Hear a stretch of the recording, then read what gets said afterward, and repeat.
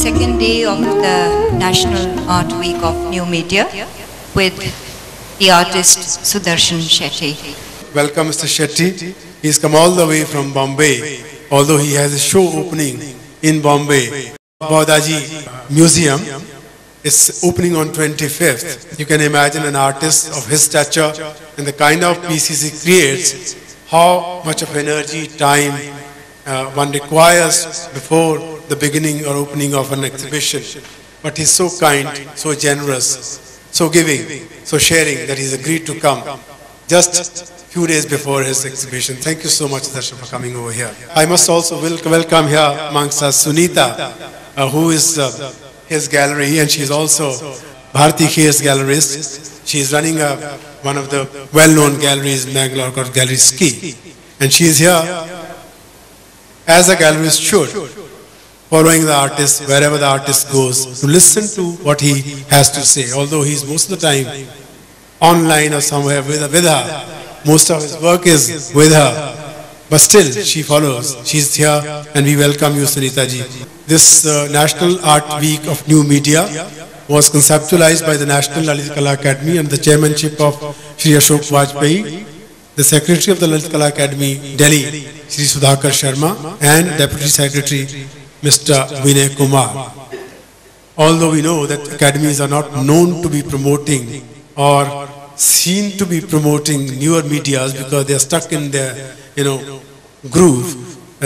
Academies seem to become kind of, relic of the past. But now the academies are kind of waking up from their slumber and kind of giving that space and recognition what new media deserves. We had Bharti Khe yesterday, you know that. Today we have Sudarshan Shetty. Tomorrow we have Sunil and Thukral and Tagda. Thukral and Tagda's one of the participants is from Chandigarh, Jiten Thukral. Then the day after we have Raqs Media Collective. After that we have on the 25th Dr. Alka Pandey. She'll be sharing her thoughts on the new media. She has come out with a whole issue of the Visual Arts Gallery publication on new media, in which various kinds of writers from all over the world have written on new media. Then on the 26th at 5:30, as always, we have debate, a discussion on the new media, and we have people speaking in English, in Hindi as well, because there were some people who thought that we don't kind of invite people who speak in our own language. Although unfortunately, we don't have enough people discussing, debating, writing in regional languages as they are in English. Although we are trying, that there should be more. And we request the media, they should also give more space to better writers in Hindi, and so that the better writers get a space, they grow, they learn, and we have more writers writing in Hindi. Then we have this exhibition going on in the gallery of the museum, and you're welcome to have a look at that. That is also come from the collection of the National Lalit Kala Academy's workshops, and it's representing artists spread all over the country. I once again welcome you, Sudarshan. Uncomfortable, subversive, edgy, unsettling, perverse, enigmatic. The work of the artist we meet today is labeled all this and much more. And he's comfortable with all these appellations. Perhaps he even enjoys them. For Sudarshan Shetty is no ordinary artist making pleasing images. He is the maverick who juxtaposes seemingly incongruous objects, fruits in rusted blades or scissors in water-filled bathtubs, for example, to generate a new meaning, even a kind of poetry which eludes definition. Shetty avers that it's not really important to understand a work of art. What is more important is a sense of relationship and active engagement with it, as uncomfortable as it may be. Mangalore-born Shetty, now in his 40s, says that being a late bloomer has its advantages. He was a commerce graduate before venturing towards art. He received his early training at the JJ School of Art in Mumbai and then obtained a fellowship at the Kanoria Center for Art in Ahmedabad. Though he dabbled in painting for a while, it was sculpture with its possibilities of grand scale, hypnotic movement, and exploration of the social life of objects that lured him the most, and in which he found his true rhythm. His artworks and installations that present an intriguing combination of the representational and the abstract have attracted nationwide and international attention since the 90s for his bold and innovative conceptualizations. He believes that it is important to challenge modes of viewership, and in doing so, he draws out the unspoken or the socially understated, creating a new dialogue that may reveal some truths of life. In this way, he comments on contemporary urban life, at the same time escaping from the globalism that homogenizes it. Sudarshan Shetty has been invited to participate in numerous international exhibitions, notably Private Mythology, Contemporary Art from India, held in Tokyo, Century City, Art and Culture in the Modern Metropolis, held in UK, as well as solo shows at the Holland Art Gallery, the Pandole Art Gallery in Mumbai, the Singapore Art Museum, to name but a few.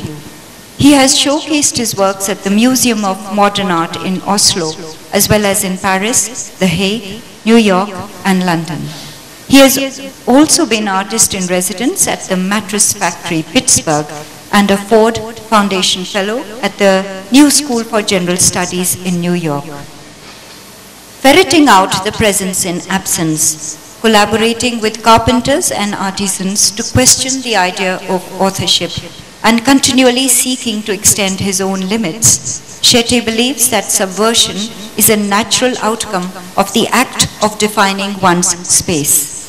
His recent art piece, commissioned by Louis Vuitton and exhibited at the Galleria Emanuele in Milan this year, is The House of Shades, which subverts the usual viewer-object role, for in this it is the moving sunglasses that are looking at the person, who thus becomes the object. As a resident of Mumbai, his installation titled Party is Elsewhere, at a dusty drive-in theatre on the verge of demolition, tellingly depicts his constant negotiations with the city, which manifest themselves in art. Our own understanding of the world around us takes on new, deeper meanings. Experience this for yourself today in the Stock and Slideshow presenting the artist Sudarshan Shetty. Thank you, Diwanji, for having me, and thank you everyone for being here. I would like to quote Groucho Marx, who said that, I'm going to say something very important before I speak. So I'm not going to speak very much and show a lot of slides today. And I would like you to ask me questions, so it kind of makes it easier for me to kind of speak and explain myself better. First, I show you a video of a show that I did in 2006 in Bombay. Just to give you an idea of the kind of work I do, because a lot of the work I do lately, in last 10 years, in fact. So it should give you an idea of the kind of movement, because a lot of the slides doesn't represent that, and I have this problem that how do you represent the work you do in pictures as well.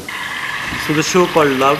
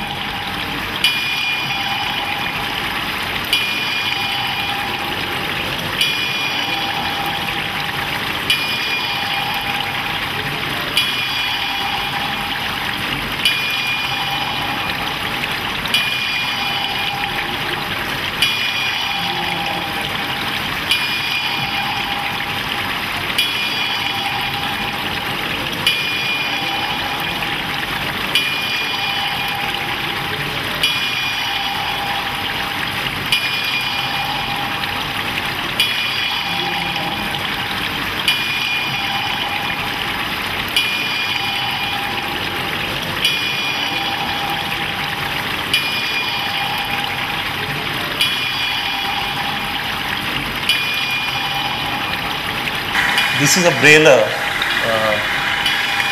the machine that types in braille, and I made this contraption which kind of types the word love in braille continuously.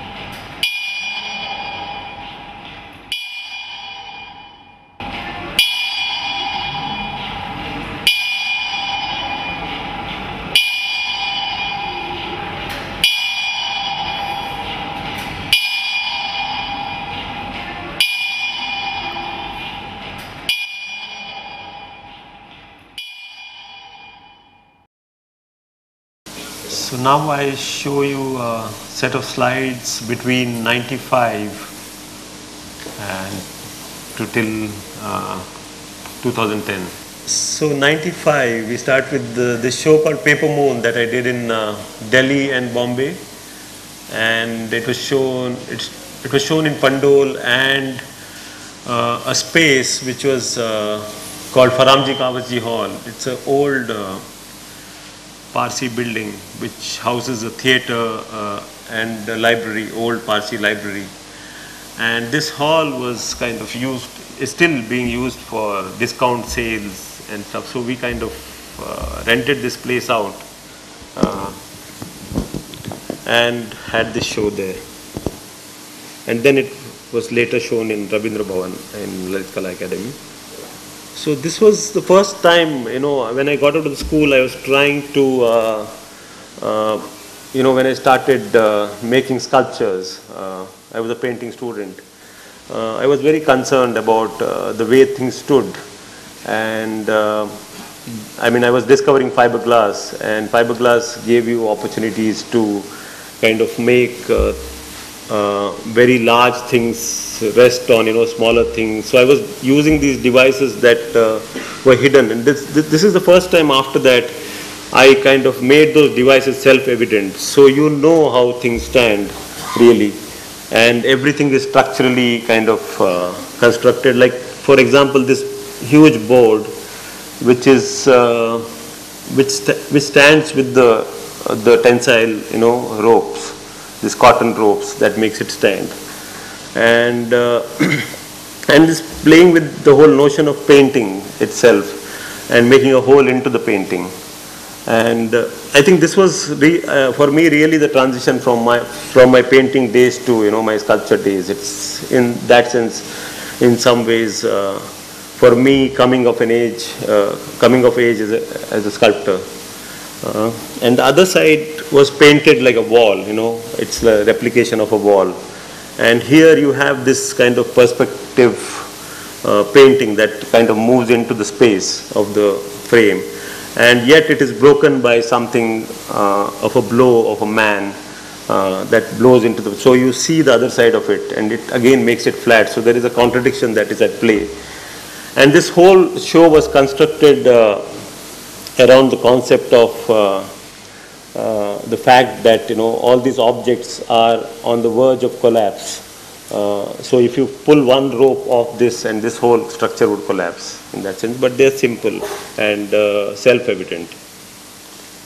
So I covered a lot of things with paper, kite paper, to kind of challenge the notion of, the seriousness of material, the way we were taught, and the way we understood sculpture when we were students was to kind of work with the material. And a lot of the work was made bottom heavy because they were kind of conventional materials like fiberglass, marble and bronze. So coming into fiberglass, I was like, there was a freedom to, work with making things seem heavy, but it's still floating in the air. So this is fiberglass horse, and if you notice, the tap on the chest kind of reveals in some way for me the hollowness of inside the horse's body, and it's in some way like obliquely revealing the way it was made, the process of making it. Those black things are actually binoculars, toy binoculars, which are like really up close to the clothes. So it's kind of playing on the notion of looking at things and being looked at. Here is the structural aspect. The whole thing is held by one rope, one continuous rope onto the wall. Here are the chairs that you can't sit on. They're too narrow to sit. Here I was also using a lot of images that are domestic and that came from my own milieu that I come from in Bombay or anywhere else, I guess. This is the headboard, and these are eggs, and then this is a coffee table. So this is the first time I started making, bringing in an aspect of mechanical movements into my work. So there are these two mirrors, and they have these extensions that has a very sharp pencil-like thing that would kind of keep moving around possibly where your face would be, the reflection of your face would be. And these knives would drag around the cords and make a circle around these little cords continuously. There's a boat which is a skeletal boat, and it's broken in the middle, and it's held by one rope. Actually, the other end of the boat, it's actually hanging in the air, which you it's like, the other end of the boat is 2 inches above the ground. And in the center where it's broken, and then there is a cello string which is stretched across the length of the boat, and a cello bow which plays over it and makes a sound when you sit on this chair. And these chairs have these boxes propped up with these rods which make chattering sound. The torch kind of scans across the body of the floating car, a toy car. This show was constructed around the idea of an amusement parlor, to create an amusement parlor within a gallery or a museum space. In this case, the museum, Fukuoka. When you sit on these chairs, these wings flap very slowly. See the mechanism at the back. So you really know how it is working if you kind of paid a little attention to it. It's all self-revealing. Nothing is hidden. Then if you sit on this chair, there's a pedal that you press, and these legs keep bending alternately on both sides. And the glass, the liquid in the glass doesn't fall. It's just about, enough slope for it not to fall both ways. And then there are these fruits that open up, and you see the reflection of inside of the fruit in those bowls. Again, boats with cello bows which made different sounds. There's a show called Consanguinity. Consanguinity means sharing of blood. I could say I share consanguinity with my brother or my sister. Here, the red liquid in the tray kind of gets pumped up through this pipe into where you blow the trumpet from, and it goes through the intestine and comes out of the mouth again and flows back into the tray. This is a dress made out of bone and leather and aluminium, and there's a disco light that kind of keeps moving over it. Then there are these large eyeballs inside the jars that keep moving and kind of scanning the room that you're in. There's a plastic apple and a plastic orange held by uterus holding forceps that alternately dip into the liquid, and it kind of drips outside onto the table, and this tongue wags very slowly.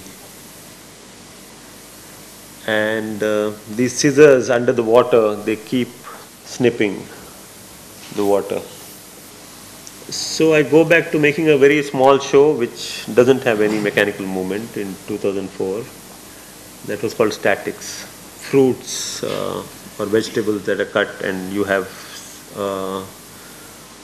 rusted blades inside, and one of them has tiny scissors instead of where you would normally find seeds. And then you had chairs that had eggs on top. Could actually sit on it. They're wooden eggs.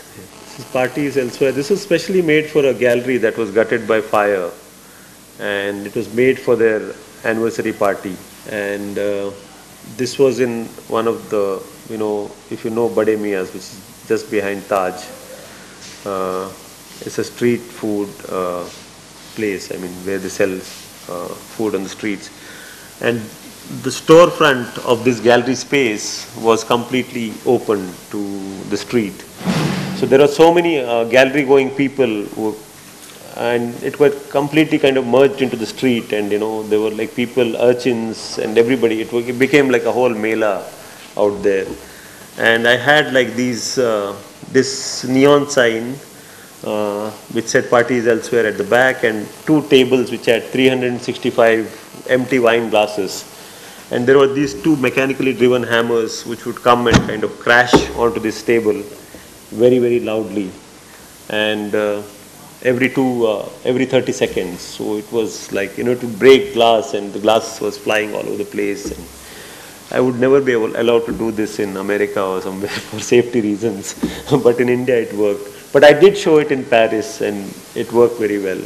And I showed it in different places, and finally it was shown in drive-in theatre recently, which there was this huge art event that Sunita organized.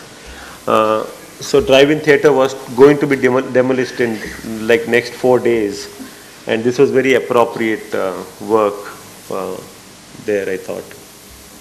You can see the shards, and like this is not as civil as it looks on the slides. Actually, it is quite a mess. Shift is a project that I collaborated with two architect friends of mine, Shantanu Paridi and Manisha Agarwal. And we designed a building which was supposed to be a museum, which is completely collapsible, and which would possibly facilitate a flea market during the weekends. So the whole idea was what kind of objects this kind of museum would house really. And it was trying to question the whole notion of museum itself and object within the museum. I think some of those ideas have kind of come into my show that is coming up. I'll show you some pictures. So we had a model made of this building, which was the central piece in the gallery, and then we had like 9 drawings that we made around it.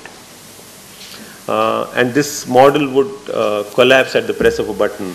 So we made this mechanically driven model, and the next press it would kind of come up. And we kind of tiled it with images of things that are drawn out of net, out of shopping, websites. So again, the water would fill up into these jars and overflow into and it kept recycling. But there are submersible pumps inside this white liquid. Okay, again there's that red liquid inside this tray underneath, which gets pumped into through the pipe, this exhaust pipe, and flows back into the. There's a bone stuck on the top of the ceiling, and then there's a disco light that kind of whirls around it, which is inside this lamp. This is actually static. Instead of the globe, I put a rectangle, a cube. And the time in the world clock shows the same time everywhere, except one in this case. And there's a skeleton on the table, and then there's this mechanism that keeps lifting the table up and down from one side. And this was just before Love, and a lot of these ideas came into Love, the show. So if you remember in the video, you saw the skeleton cow with the udder being knocked by the hammer. So this was just before that. There are these two prosthetic palms which keep opening and making a space and closing down very slowly. These are two pairs of shoes carved in wood, which is slit in the middle, and each of the shoes walks within itself. These are made out of scented rubber. This is a feeding milk bottle. So the bucket was filled with white liquid, so the projection was over this white liquid. And that's the projection, roughly. This is called man's greatest erection. That's a pot, a sanitary pot, and the sanitary pipes comes out, and I made a tree out of the sanitary pipes. And you again have three cabinets with glass jars filled at random, and there's a kind of white liquid that flows through it, and it makes a lot of noise. And here there's a stack of plates, and then there's a projection, circular projection on the stack of plates, which is of my travel from my home in Bombay to the studio. It's just the Bombay streets that goes. This is a TV that bleeds. The tray underneath has the red liquid and gets pumped. You should see the pump there.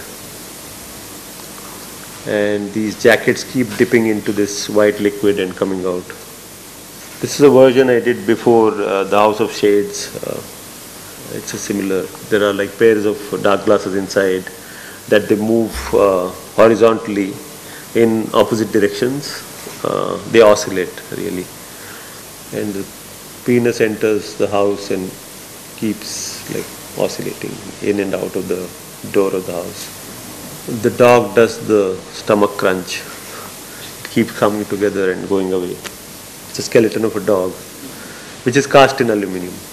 There's a stack of ceramic bread inside on a table, and on the glass you have this white waterfall. This show called Saving Skin. These 9 boxes had 9 dog skeletons inside, which are made of aluminium, and inside here you can see this tiny red black patch. That's the surveillance camera inside, and it's connected to 9 screens here. So you see the room through. So it keeps moving sideways, and you see the room through the skeleton, and you also see the people that are there in the room. So it makes for a very interesting visual. You can see the skeletons inside it. So it's almost as if looking for the lost body inside. The pot keeps turning as if it's pouring something out, which is empty though, and keep going back.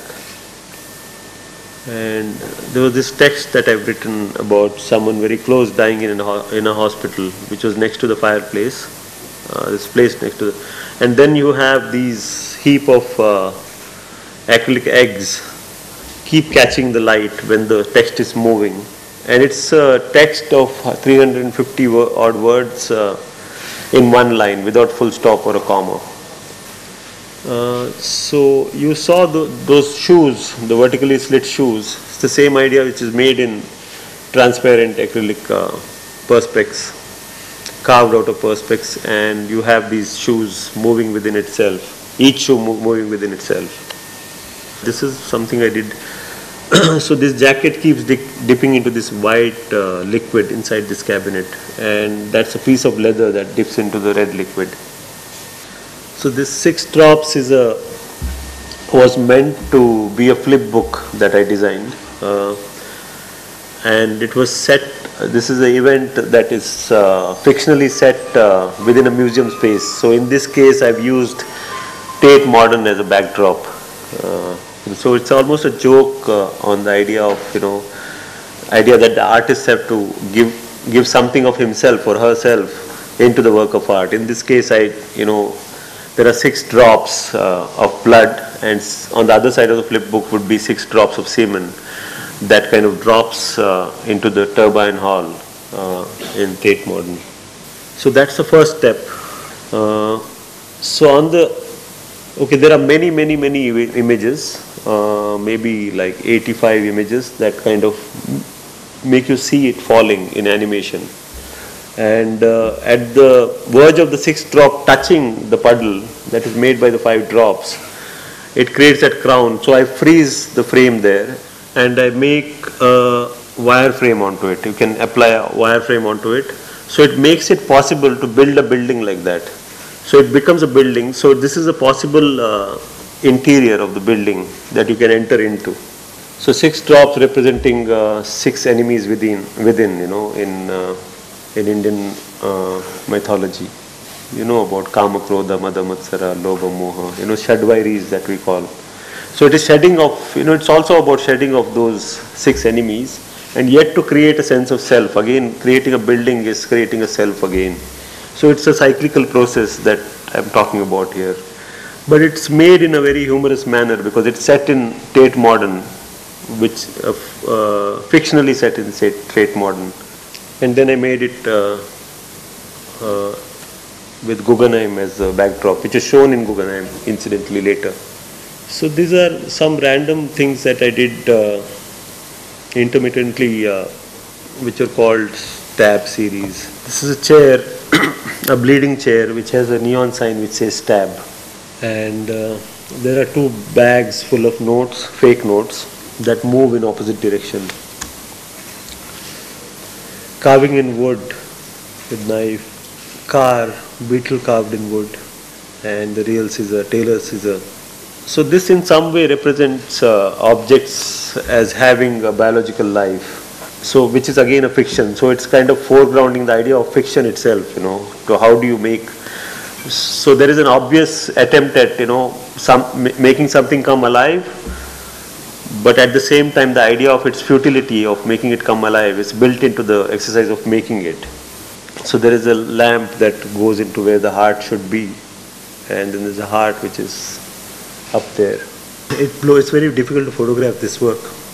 This has this feather that kind of gets blown inside this, thank you, inside this cabinet every, I think, 15 seconds for about 5 seconds. So there's a lot of activity within this glass cabinet, and then it kind of slowly settles down before it starts again. There's a huge blower at the bottom that kind of pumps in the air.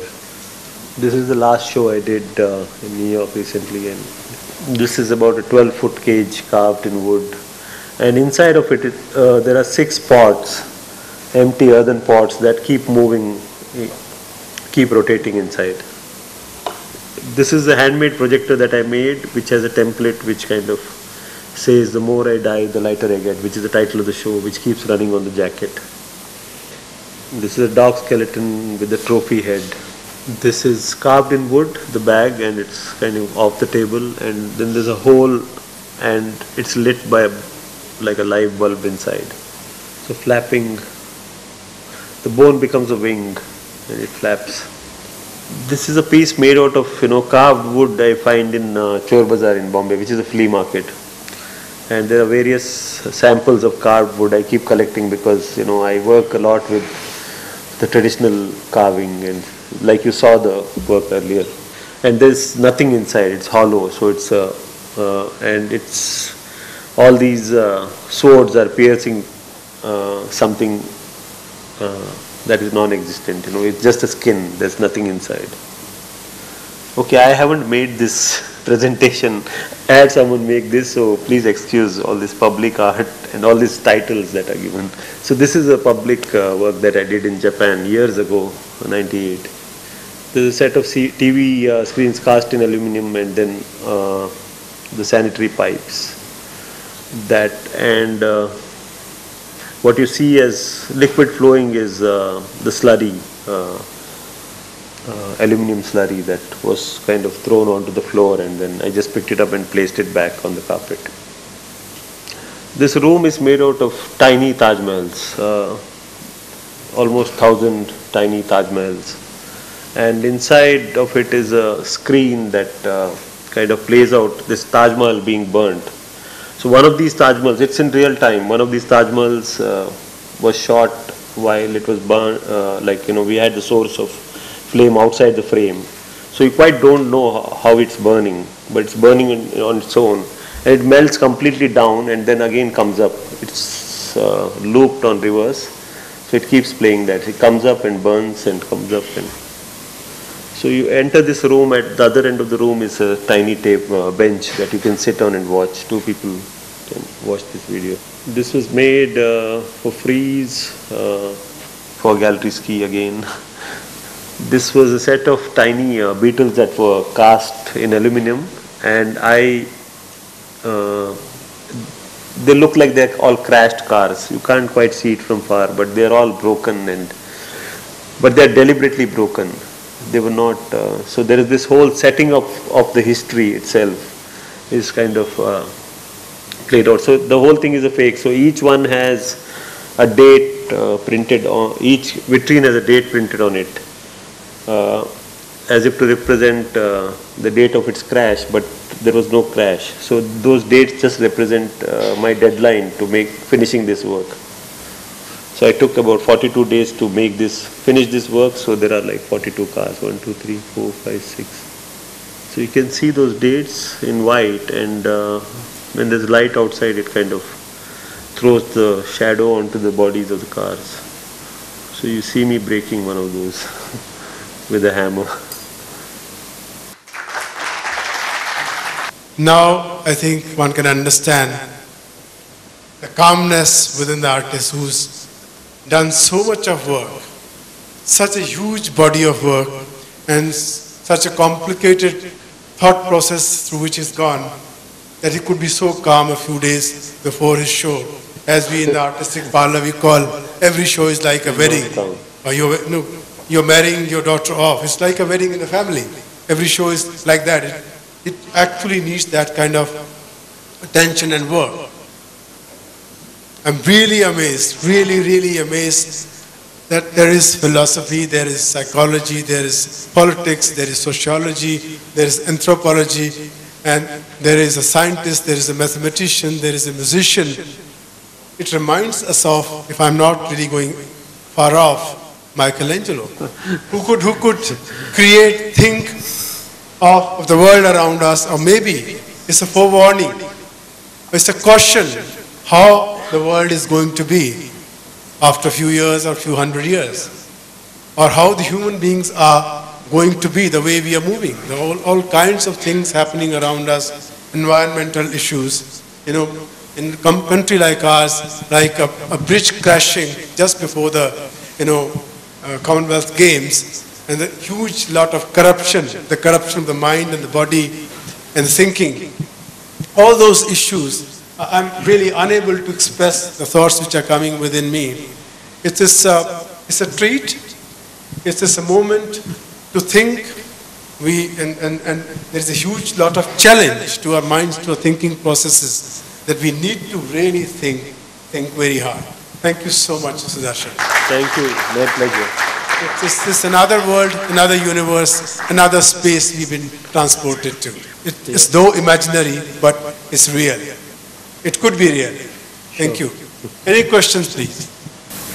You have a fascination with the color white and red and dogs and beetle cars. I was just sort of curious that they are repetitive, they keep repeating in your works. What is the significance of the thought process behind using these symbols? Yeah, let's start with the liquids. Because a lot of my work refers to an event. It always works in terms of suggestions, it's not the real thing. So it's also an effort at, creating something that refers something that may have been real. So I think we all lead a life that is that's full of suggestions in terms of how images come to us. So in this case, it could suggest white liquid, could suggest milk, or it could suggest semen, or when I say red, I never say blood. I just say, it's just a reference. I never say it that it's blood. It could be blood, or it's a representation of blood. I say red liquid all the time because it should open up ideas about, either it being artificial or it could refer to the real thing that is blood. So, yeah, I think, your question is something else. Yeah. And the dog and the beetle cars, basically there's a lot of repetitions of it. And the fact that you use the dog skeleton a lot. So one of the reasons is, when you show skeleton, it kind of sort of refers to the idea of death in the popular imagination, like when you talk about ghosts, it's always skeletons, right? I think it's to refer to the idea of the absence of the body and to kind of refer to the death. And when I like a lot of the times when I use skeletons, it has a suggestion of movement. For example, if you see, so it's almost like, my effort is at making them come alive. So there is a contradiction involved in it, and there is a kind of artifice that is built into kind of making it. That comes to the fore. So that's what is very important for me to kind of reveal through a show. That, even putting up a show is an act of artifice. So it's not, it can only work in terms of representation and suggestion. So Darshan was telling me before the lecture, he said, he's the kind of character he works when he feels like. In between, he said he did nothing for 3 years. In spite of having had major shows before that, for 3 years he did create no art. You can imagine that the hugeness, the size, the amount of funding required for those kind of works. And when the works are not really being bought, they are lying in the backyards of friends, exposed to all kinds of vagaries of weather. And then suddenly the market picking up and the works becoming or taking life, acquiring life out of those skeletons elsewhere. And now we are in the company of a major Indian artist. I would say, when I was reading, it was written he was one of the first conceptual artists of the country.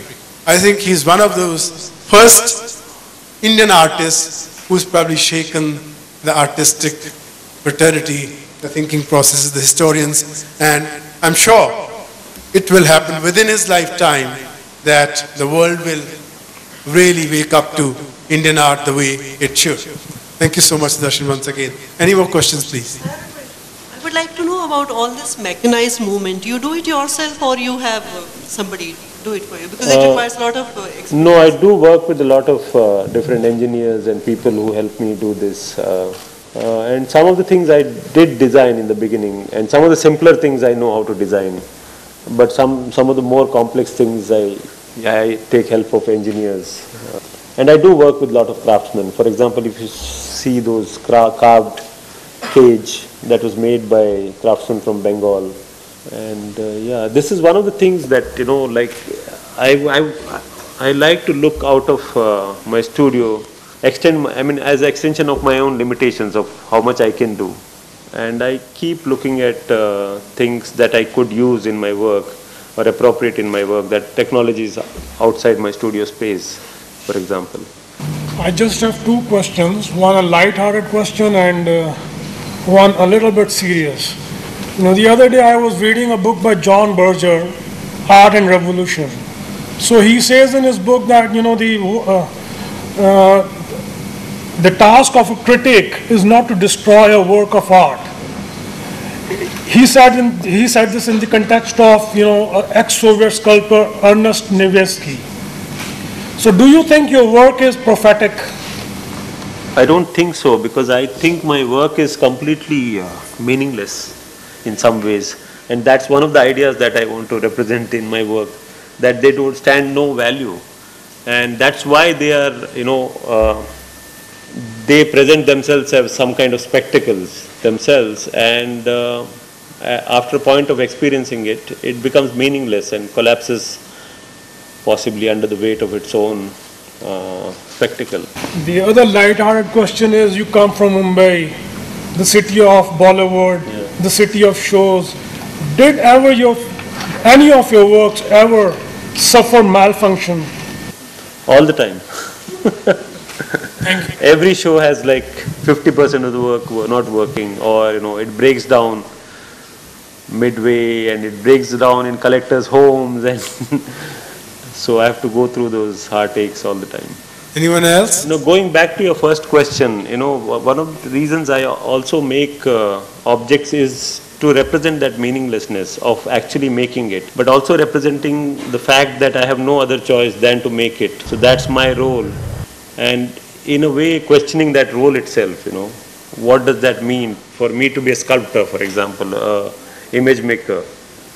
So what does it mean? What does it mean to be a sculptor or an image maker or an artist, for that matter? So the effort is at constantly sidestepping it, and the objects in that sense become redundant completely and meaningless.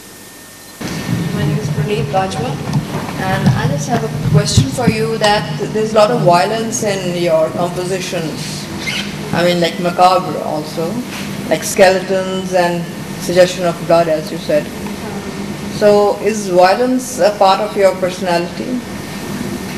Like your choice, it's a choice, or your thinking process is attracted towards Yes, it violence? is a part of all of my personality as much as anybody else's. I think we all have violence inside. No, we saw Bhartik here yesterday, and there's no mechanics, nothing in her work, and she's more attracted to mythology. So you seem to be more attracted towards violence, like smashing of glasses and skeletons and smashing of the cars. No, my source remains, the primary source of it is in the real world, whatever that means when I say real world. It could be like the images from the TV or things, but in some ways, because they have this repetition, there's a continuous repetition that kind of makes that even that violence non-violent, it becomes meaningless, and it has no power of that kind of violence. Or you're influenced by Bollywood, like you were saying. I hope I'm influenced by everything. I grew up with Bollywood, and I grew up admiring people like Amitabh Bachchan and Yash Chopra and things like that. So you're like angry in a way? Sorry? You are like angry in a way? No, I'm not. Right now I'm not. No, I could get angry, but I'm not. No, while you're composing. Okay. So it was just like you're just influenced by violence and Bollywood, presumably. No, as much as other things. I'm also influenced by love a lot. I'm influenced by music. I'm influenced by a lot of other nice things as well. Thank you. Hello Sudarshan, I'm Rachna here. I like your work. You're changing that all the definitions of art which we are reading from lots, how many centuries I can say. Because what I feel, you are adding a life in your art, a journey. Earlier the art is only we see on canvas or in a sculpture form. But here I really like it because now we are moving in an animated kind of world. Like the movies are going in animation forms. If you are adding an animated part in your work of art, it's really very nice. Thank you. As a student of art, the ethos that you experience moving around boundaries and territories, for aspirants and particularly the number that one has here, what is the comment? Is it promising? Is it challenging? Are the new times experiencing an expanse? Is your question, what's the challenge? Yeah, your comment as a student of art for those who wish to go across to this whole genre of new media. Mm-hmm. So you've traveled, you've started something new, No, wait a minute. I'm very uncomfortable. I think, the new media also came about because of the fact that people wanted to move out of, already existing practices, the notions of, or these conventions. So now, this is also becoming a kind of convention which makes me uncomfortable to be in, I'm not a new media artist per se, I don't do work saying that I'm going to do new media work. So, I mean, if it is new media, it is just incidental. So it's just a kind of, I think, you could be painting and could be making great works. And I still know painters who make great, for example, Richter is a great painter. He never ventured into making sculptures, or he didn't have to because he's a brilliant painter. So it doesn't matter what medium you do, whether it's new media or sculpture, or it doesn't really matter. Or poetry, or, or your music. Anyone else? We welcome you, Mr. Slessor. He's the, if you don't mind my announcing so, he's the new Consul General of the Canadian Consulate here. He just joined, and it's very interesting that people like him he himself is an artist. He is a glass artist. I can't see you with this I'll move over. light on my face. Can you see me now? No. Well, then it won't matter. I'm Scott, I have a big mustache, and I'm really tall. Even I do. My question is this: did I hear correctly at the beginning that you studied commerce when you started? Yes. Okay. Now, I'm new to India, and I can't help but notice as I drive around Chandigarh and Delhi that there are a lot of signs for MBAs and for commerce, and this country is growing, exponentially, and it's fantastic in many ways, and crazy in many ways. But I don't see as many signs for art schools and things. And what I wanted to ask you, because I see a lot of young faces here today, what was the moment? I mean, I know the moment when, 20, 30 years ago, I had to decide between what turned me into a diplomat or could have turned me into an artist. But what was the moment, if you remember, when commerce was put aside and you decided to pursue art? No, somehow I never had a choice, so there was no moment as such. Because I was good at painting when I was in school. I was better than other kids, so to say. So I believed that I was an artist, or people around me made me believe that I was good at, if I was good at making, repairing TV, for example, I would have been a mechanic. So those days, I came from a lower middle class background, so people encouraged whatever they are good at, because it was some sort of promise of income that would bring in. But like every other kid did in my locality, because I had no idea that one could go to art school and study art, I did join commerce like I was miserable. I was a miserable commerce student. I don't remember anything that I did for those 5 years there. So then I went to, then I got to know about the art school. And till then my idea of being an artist was someone who painted film posters, for example, till the time I went to the art school. But going to art school, in fact, opened up a totally new world for me. And, I started looking at books, and in the library, we had a great library, and some great students who studied there then, who were my senior, who taught me a lot. Yeah, so I really never had a choice that I had to make. Even after being coming out of the school, I passed out in ~85. There was not much of anything that we could do, because none of the galleries would show us. There were like, there were like 3 galleries in Bombay in those days, and maybe 3 or 4 in Delhi that showed older artists who were like 60 plus then. And this, I mean, those galleries are still showing them the same artists that they showed 20 years ago. But we have like newer galleries now. But the thing is, even then there was no question of actually not making art or, doing something else. I did dabble in, like working with advertising a little bit. Or at one time I worked with a restaurant called Mela, where I would, they had this whole Mela kind of situation inside the restaurant where there would be a palmist who would kind of read palm for 10 rupees. So I made people's portrait sketches for 10 rupees each. So I did things like that, but I somehow kind of, remained an artist. There was no kind of question that I would not do this.